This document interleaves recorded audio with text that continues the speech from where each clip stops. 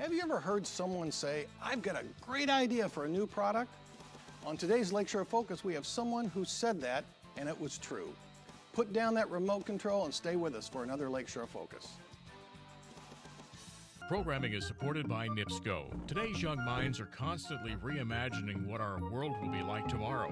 That's why NIPSCO is upgrading its infrastructure now, so we're ready for whatever comes next. More information at nipsco.com/future.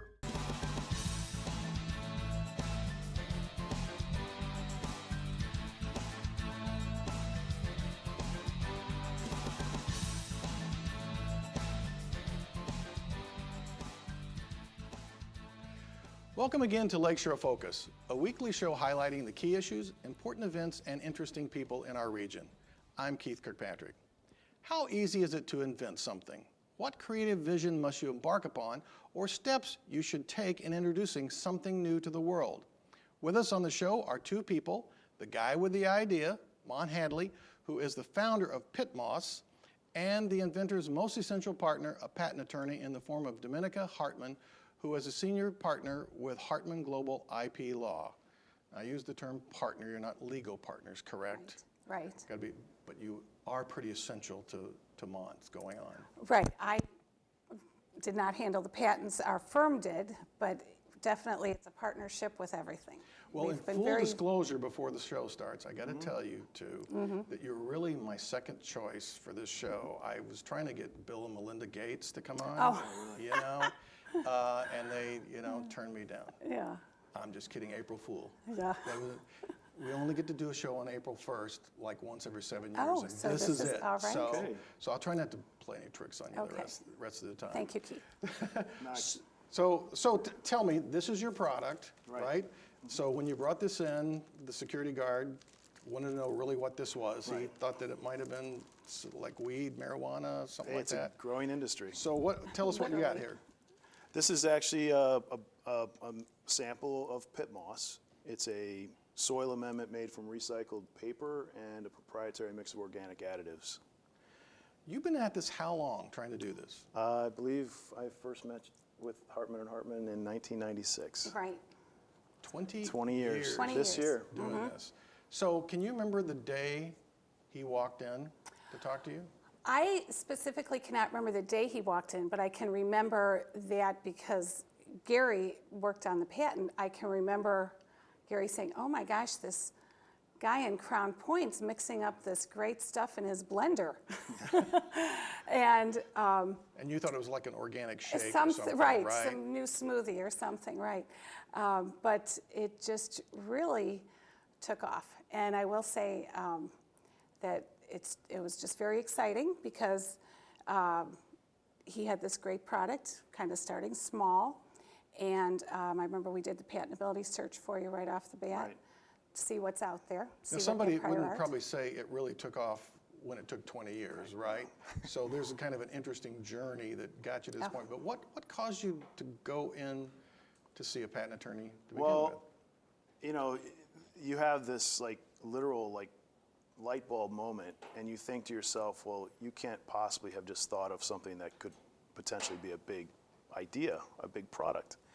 So your first thought is someone's already has to have already done this, and so that's what led me to Hartman & Hartman first, to do a patentability search to see if there was any prior art on the project. Now that's really strange because I've worked with a lot of people who've got ideas, and they tend to think that they're the only person who has that idea. And what makes you different that you thought, I bet somebody else also thought I'm a of very this? humble Northwest Indiana kid, so I just had to think that there was somebody out there who already had the idea. It's interesting, Keith, because most clients come in and they say, I have not seen this anywhere. I'm very familiar with whatever this technology or this end of whether it's whatever the technology, the science. They say, I don't see it anywhere. I haven't seen it. And so it has to be new. Right. So it has to be patentable. It has to be an invention, and I should be a millionaire next month. And it doesn't work that way. And just rough, what percentage of those people do you find there's something already out there? I would say, well, the two biggest hurdles that have to be overcome in order to get a patent, and this is what we look for in the patentability search, is one, the idea has to be brand new. And it cannot be an obvious improvement over something that's already out there. That's the one that causes a little more consternation. But I would say probably half of the people that come in, about half of them, the idea is out there. Or the idea is so close to what's already out in the prior art that it's not patentable. So you came in and you actually thought, there's probably something out there like that. I mean, how long did it take to figure out or do the research to figure out there wasn't something like this? I think it's just a very quick process, just a few months. The search usually takes about a month with the opinion and everything. And then you were just off and running, right? No. After we found out that it was actually something that could be patentable, I think we did start to do a process of what makes it unique, what makes it different. I can't remember what that's called, but I know that there's a certain Well, process. we started drafting the patentability or the patent application and looking to see what are the, as I said, the unobvious benefits of this over the prior art. And there's things like that. certain claims that you have to, they have to be merited claims. if you Right. will. So how long did it take to get that point where you said, I have the patent? Well, we met in 1996, and I think we achieved our first patent August of 1997. Yes, right. In fact, I checked before I came. Yeah. So about a year to do that. A little more than a Right. year. Right. Okay, so now you got the patent. Now you can make a fortune, right? Well, no, then because it's an unproven product, so then my next step was I worked with the Business and Industrial Development Center at Purdue University. They basically taught me how to grant write. I wasn't a grad student, but they gave me a workstation and taught me how to grant write, and on our third effort, we achieved a grant from the EPA to do research at Purdue and the greenhouses at Purdue, and so we did side-by-side comparisons with existing products and our product at that time. So this is really interesting, and this is a key piece. Once you got the patent, you've still got to prove that it's workable or absolutely. usable, or that people actually want to even buy it or use it. So that's the whole next big step. Do you still stay involved at that point, or are you pretty much done? Well, we don't handle the marketing, but we certainly will handle the licensing agreements, any kind of transactional agreements that occur after the patent issues. I like to say that it's one step forward, two steps back. You know, the patent can be a very expensive piece of paper unless that inventor really wants to go out and push it. The inventors that are successful are those that take it upon themselves, such as Mont, to say, I'm going to do this. There's a lot of 1-800-INVENTION out there and such that are just horrible, horror stories. I've heard those horror stories. Yes. And I think I met you about the time that you were starting to do the grant stuff, Right. which is all, let's say, 18 years ago, 19 years ago, I right. think I met you. And so you jumped into this process, and now you're trying to prove this thing first. Right. How long did that take you? Well, it's been 20 years, but there's been other careers in there as well. After we received grant funding, we thought we'd get another round of grant funds, and it never happened. I was bringing a new soil amendment to the market just at the same time everyone else was bringing new websites to the world, and nobody was funding soil projects at that time. So I went back and found a career, and in my spare time, I kept at this. You had to get a real job. I did. But this was sort of I like to explain it as the elevator music that was happening in my head the whole time I was having conversations with my new employer. This is really interesting because, you've stuck at this for 20 years, which I think is somewhat unusual, maybe very unusual.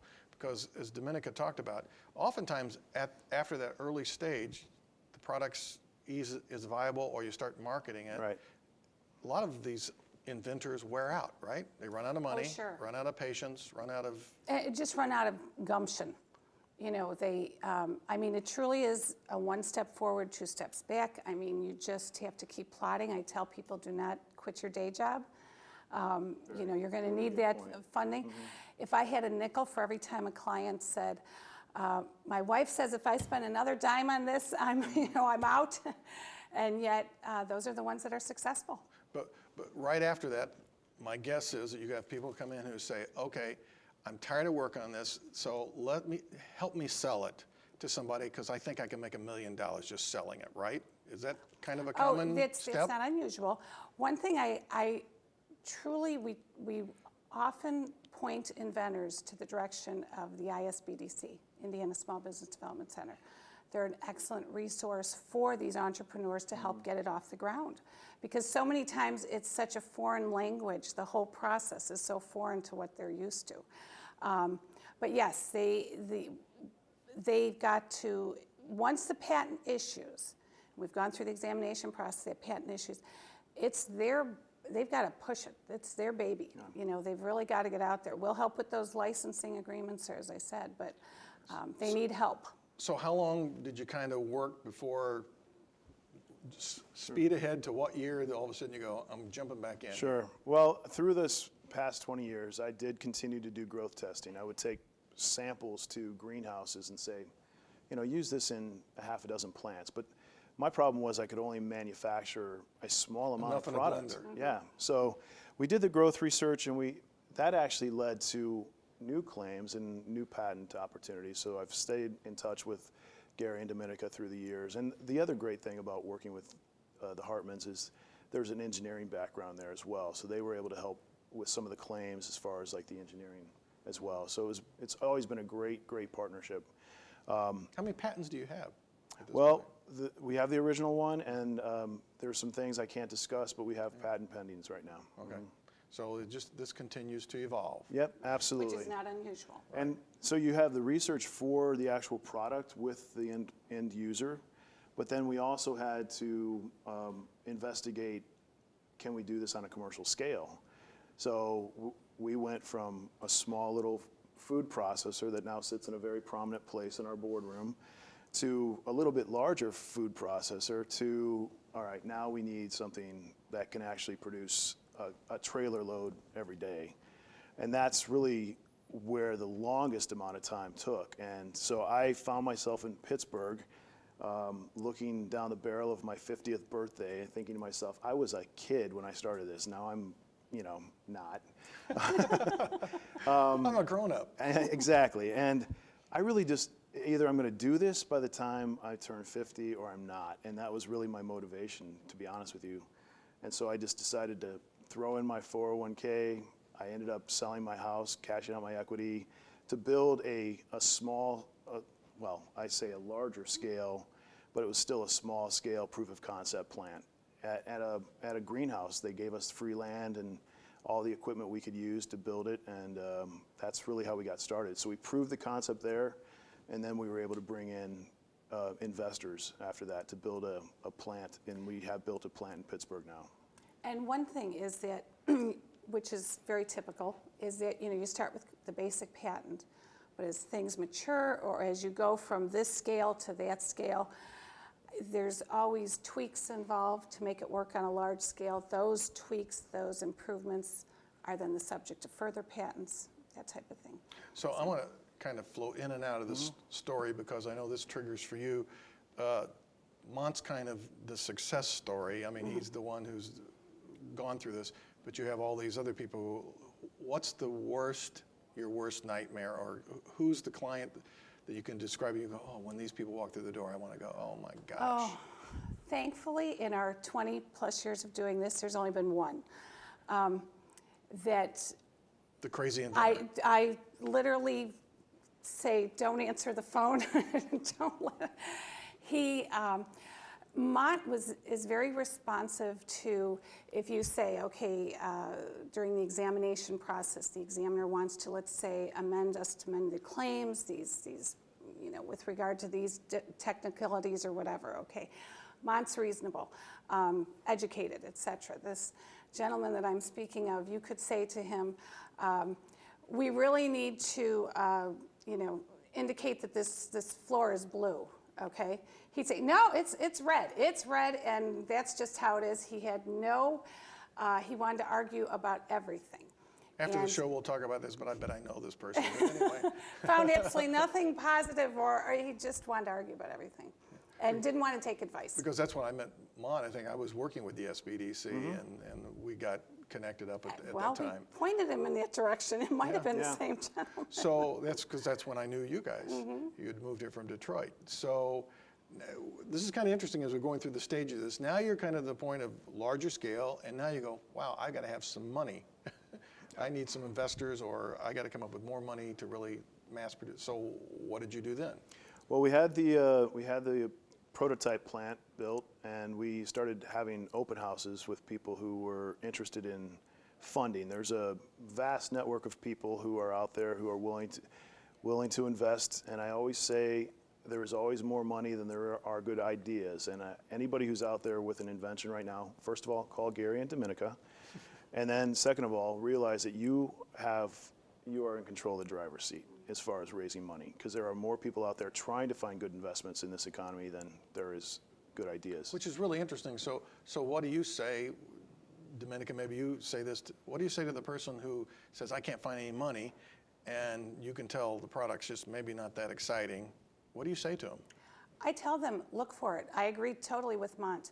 There are, whether it's ISBDC or whether it's through the university partnerships we have going on, angel networks, there are opportunities out there. And again, it's that. But you have to have a good marketable idea, right? You do have to have a good marketable It just can't idea. be, investors aren't just going to throw money. Right. In But fact, I think we try to be very honest. You know, there's, if we see something that has very limited patentability, we'll let them know. And, but there's a lot of people in this area that have a lot of good ideas. You know? So you eventually went on Shark Tank, I did. right? So how did that happen? You know, as I said, it was like my birthday, my 50th birthday. I wanted to do this, and there was an association in Pittsburgh. It's the National Association of Veteran-Owned Businesses. They're headquartered in that area.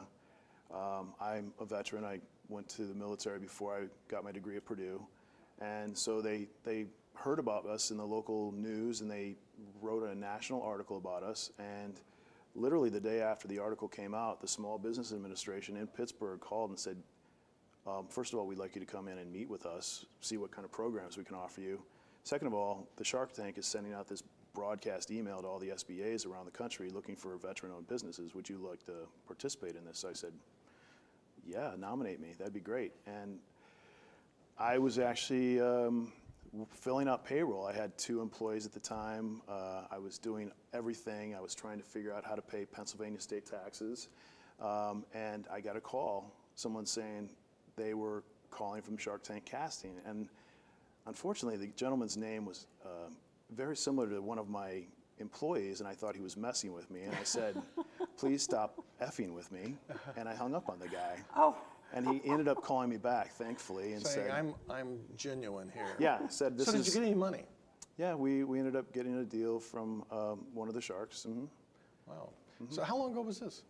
We taped in April of 2014. All the investments closed about a year ago this time in February of 2015. Are you still in Pittsburgh with this thing? I'm back here in back Northwest Indiana. Good. Yeah, Yes. I'm actually, you know, there's another huge industry building right now, and everyone always says when you're in a gold rush, you want to be selling picks and shovels, and we're in a new gold rush, and I'm actually selling soil for the growing marijuana market.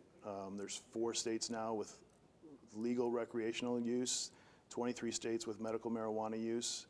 I think there's 14 more states that are pending legislation this year. So we're looking at a product for the medical marijuana market. And So I was half right when I said this has some Watch the next similarity to well, there's a lot of marijuana. benefits to it. It actually germinates at a better rate than the natural stuff.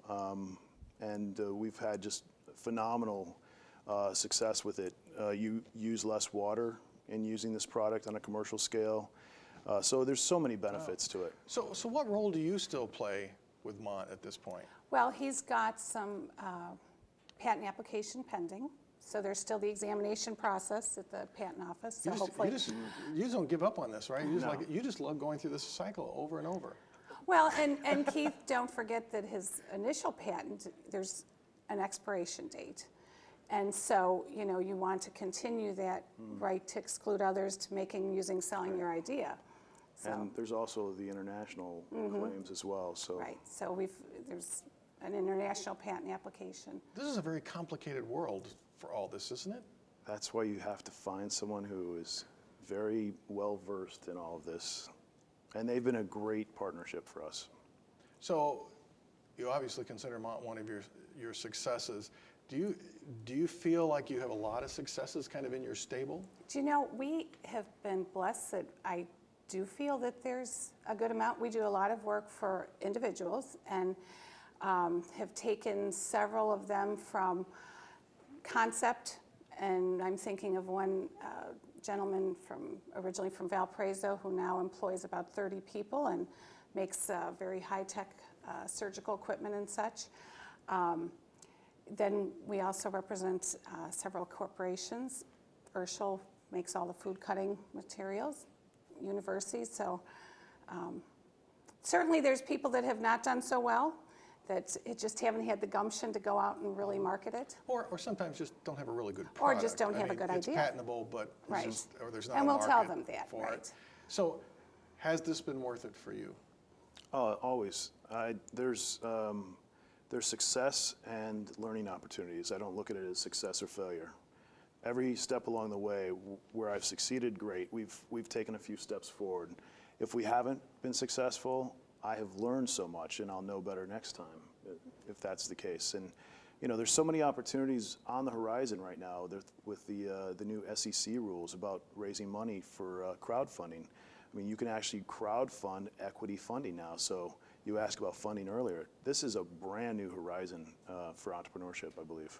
So the one thing I can tell has not changed about you in 20 years is your enthusiasm for this. I can still remember you saying, oh, you always just learn something through this process. I mean, you're taking a beating here, and you're still going, hey, I'm learning something. Yeah. I think what's neat too, and you haven't mentioned it, but the fact, yes, it's a neat product, there's some uses, there's some potential uses, but the fact that the environmental aspect of it, Yeah. I mean, you're doing, that's what I think is really cool. Well, when I'll I let you first speak. envisioned the product, Keith, remember that, yeah. it was about saving, you know, habitat for plants and animals and things like that. But there's actually become a much bigger issue environmentally. The product that I compete most with is PittMoss. It comes from peatlands that make up about 3% of the Earth's land surface. A very small amount of the Earth's surface, but yet they sequester 35% of all the soil carbons. That's twice as great as all the forests combined. So we're actually huge digging this environmental. stuff up to plant geraniums, and it's limiting the amount of carbon that could be stored. Wow. So we literally are down to a few seconds. Just a real quick piece of advice for somebody out there who's got a great idea. Just what would one thing you'd tell them? Go after it. Don't have any regrets. If you've got an idea, come in, whether you just pursue it, see if it's going to take off. Go see a local patent attorney. Don't call the late night infomercial guys. Did you ever do that? Never. So And you're I've heard horror stories though. So, all right. Well, thank you both for being on here, and I'm sure that what you share today is going to be very helpful to a lot of people. So, and I'm looking forward to the continuing story Yeah, thank you. of your product. Thanks, Keith. Thanks for being here. Thank you.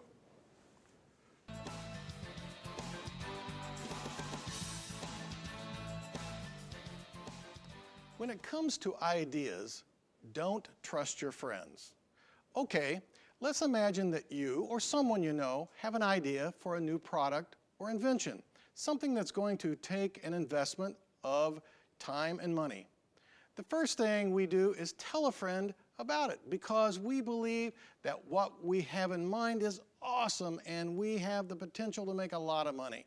We share our idea with high levels of excitement in our voice and face.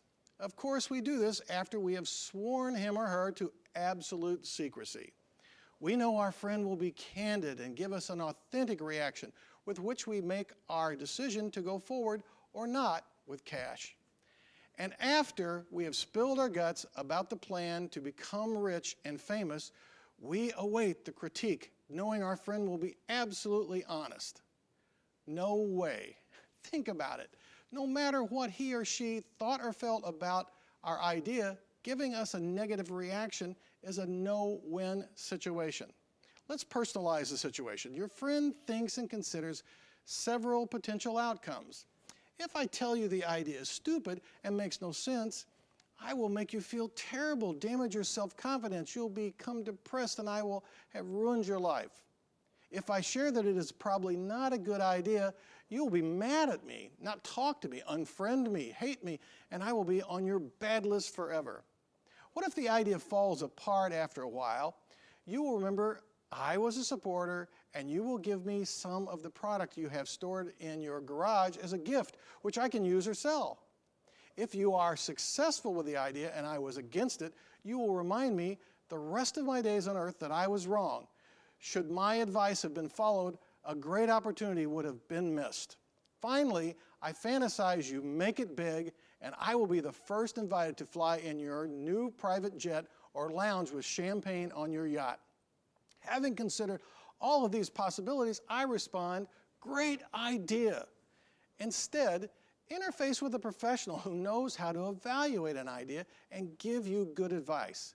Get a second or third opinion from people who know the process of product to market and will set you on a path toward opportunity or away from disaster. If you don't want to follow my recommendation, go back to your buddies and ask their opinion. Remember, I'm the one who told you, don't trust your friends. Hey, thanks for watching our show. We hope you enjoyed it and learned something. There are more past Lakeshore Focus shows, and they are available on our website, which is listed on your screen. You can also send your comments and thoughts to our email address. We'd like to hear your ideas. I also hope you are enjoying Counterpoint with Gerard McClendon, which follows this show every Friday. Be sure and join us next week for another Lakeshore Focus. Until then, I'm Keith Kirkpatrick saying, make a positive difference in our world today. Programming is supported by NIPSCO. Today's young minds are constantly reimagining what our world will be like tomorrow. That's why NIPSCO is upgrading its infrastructure now, so we're ready for whatever comes next. More information at nipsco.com/future.